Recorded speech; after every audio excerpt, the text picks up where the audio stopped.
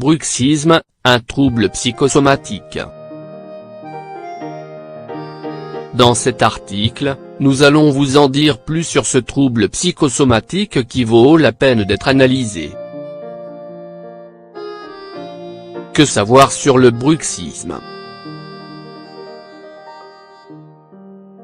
Il peut apparaître à tout moment de la vie, même si la plupart des patients ont entre 17 et 20 ans lorsque cette habitude apparaît. Concernant la rémission, elle peut arriver spontanément, sans traitement, ou durer plusieurs années dans le cas du bruxisme chronique. Cette habitude provient des états d'anxiété, des facteurs génétiques et des allergies. Cependant, le plus souvent, c'est le stress qui déclenche le bruxisme. Il ne provient pas des parasites intestinaux, contrairement à ce que certains pensent. On peut diviser le bruxisme en plusieurs catégories. Le bruxisme centré. Il survient lorsqu'on serre fort des dents et provoque une abfraction cervicale.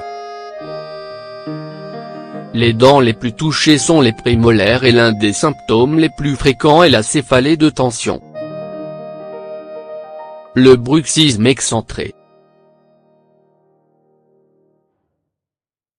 Il s'agit du frottement entre les dents du haut et du bas qui provoque des bruits et des mouvements brusques au niveau de la mâchoire. Cela use les dents, surtout les incisives, et peut générer des lésions et des déchaussements. Le bruxisme nocturne. Il arrive pendant le sommeil et qui en souffre ne s'en rend pas compte. Il apparaît lors des phases 2 et 3 du sommeil non REM. Si l'on dort 8 heures pendant la nuit, l'épisode de bruxisme durera entre 15 et 40 minutes. Le bruxisme diurne. La personne ne s'en rend pas compte mais frotte ou serre très fort ses dents quand elle est sous pression au travail ou à l'université. Cela est lié au stress professionnel et aux problèmes personnels. Pourquoi le bruxisme est-il un trouble psychosomatique? Grincer des dents est une manière pour beaucoup de décharger les tensions provoquées par les obligations, les pressions ou les vicissitudes de la vie. Même si certaines personnes peuvent penser que le bruxisme se traite, et guérit, avec quelques visites chez le dentiste, il est évident qu'il est également important de consulter un psychologue. En réalité, mieux vaut se rapprocher des deux spécialités médicales.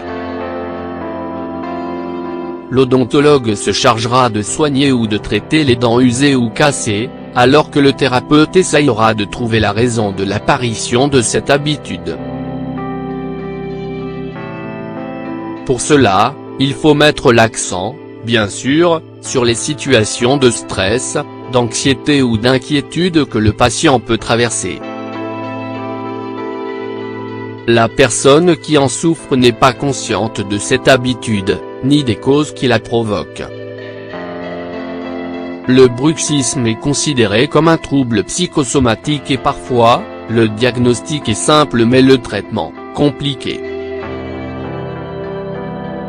Puisqu'il est provoqué par un long épisode de stress, il peut être accompagné d'autres symptômes, comme par exemple, des maux de tête ou des cervicales.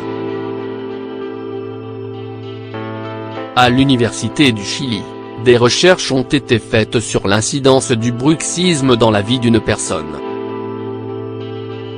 Elles indiquent qu'il peut avoir des périodes de plus forte incidence, selon les pressions ou les problèmes que la personne peut traverser.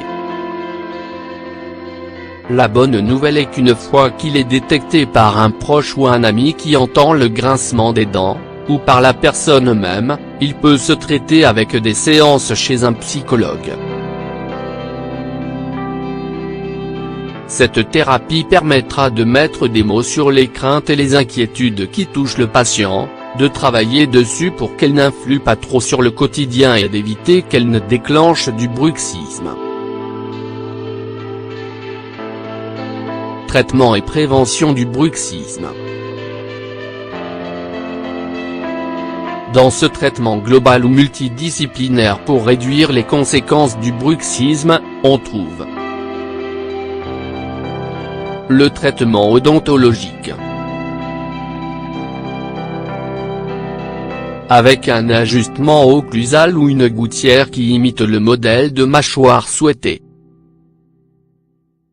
Cet objet se place lorsqu'on se couche et la seule chose qu'on évite, c'est que les dents ne se cassent ou s'abîment, mais il n'élimine pas cette mauvaise habitude. Le traitement psychologique. Il est très important que la personne assiste à une thérapie pour déterminer la cause du bruxisme. Un changement d'attitude face aux problèmes ou aux obligations est la première étape pour éviter cette habitude. Le traitement pharmacologique.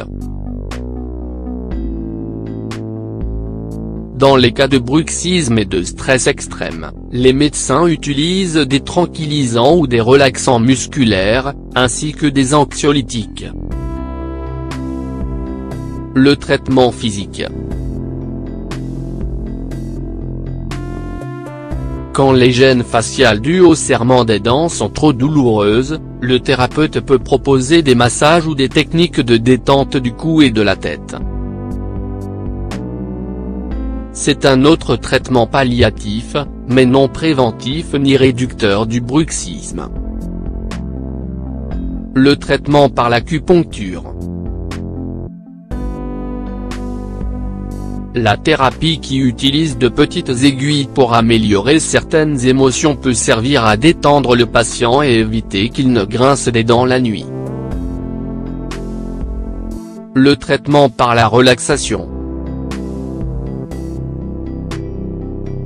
Le yoga, la méditation ou le tai chi peuvent être d'une grande utilité pour les personnes qui souffrent de bruxisme. Ces disciplines détendent le corps, calment l'esprit et diminuent le stress, la nervosité et l'anxiété.